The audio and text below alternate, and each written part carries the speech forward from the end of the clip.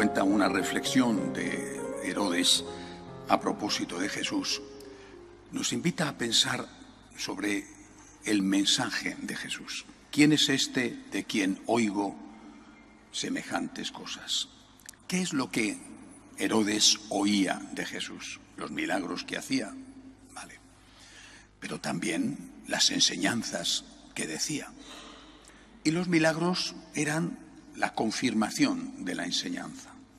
Él necesitaba tener una autoridad que viniera de más allá de él para que la gente que le escuchaba, la gente que oía su mensaje, creyera en ese mensaje. El milagro era la firma de Dios. El documento bien redactado tenía que estar firmado por una autoridad. El milagro era la certificación de que Dios estaba respaldando a Jesús.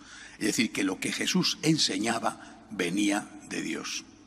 Naturalmente también el milagro era un acto concreto de caridad, de compasión hacia una persona necesitada del tipo que fuera.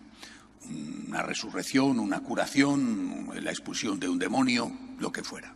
Pero el objetivo del milagro sobre todo era esto, decir, este señor está enseñando estas cosas, son cosas que van en contra de la tradición en algunos puntos, por ejemplo, curar en sábado, o incluso está yendo más allá y está equiparándose a Dios. Esto puede ser una pretensión de un loco que dice que es Napoleón, aunque en aquella época todavía no había habido Napoleón, pero seguramente alguno ya tenía alguna idea de algún loco. Bueno, pues un loco o puede ser verdadero. Los milagros son lo que certifica la autenticidad del mensaje. Pero lo importante es el mensaje. Si nosotros nos quedamos en el milagro, nos quedamos en la cáscara, no nos quedamos con el contenido. Ahora bien, ¿cuál es el mensaje? El mensaje de Jesús es un mensaje doble.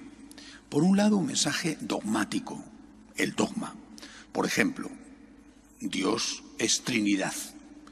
Una parte esencial del mensaje de Jesús, la Trinidad. Los judíos ya creían en un único Dios, por tanto, él no tenía que enseñarles esto, ya lo creían, era el patrimonio principal de la revelación del Antiguo Testamento. Dios existe, Dios es uno, Dios es el creador, Dios es todopoderoso. Esto no ha venido a enseñarlo Jesús, porque ya lo sabían.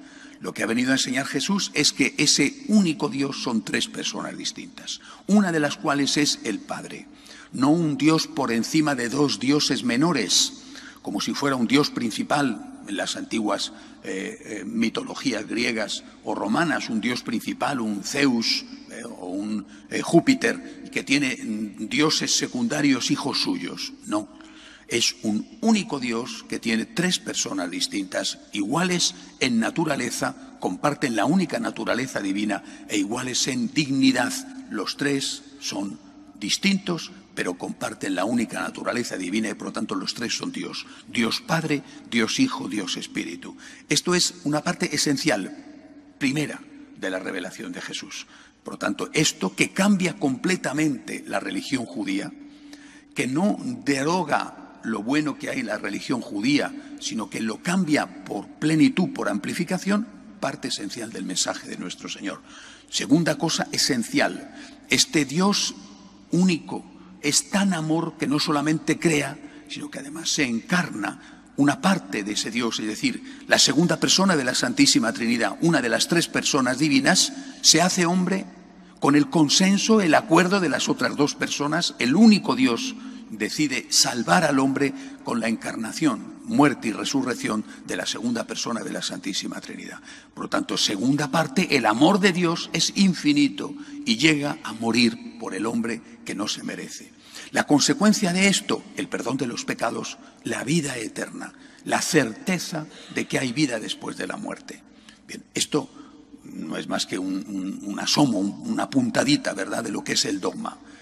Pero luego viene la enseñanza ética, la enseñanza moral. Y la enseñanza moral parte precisamente de este final.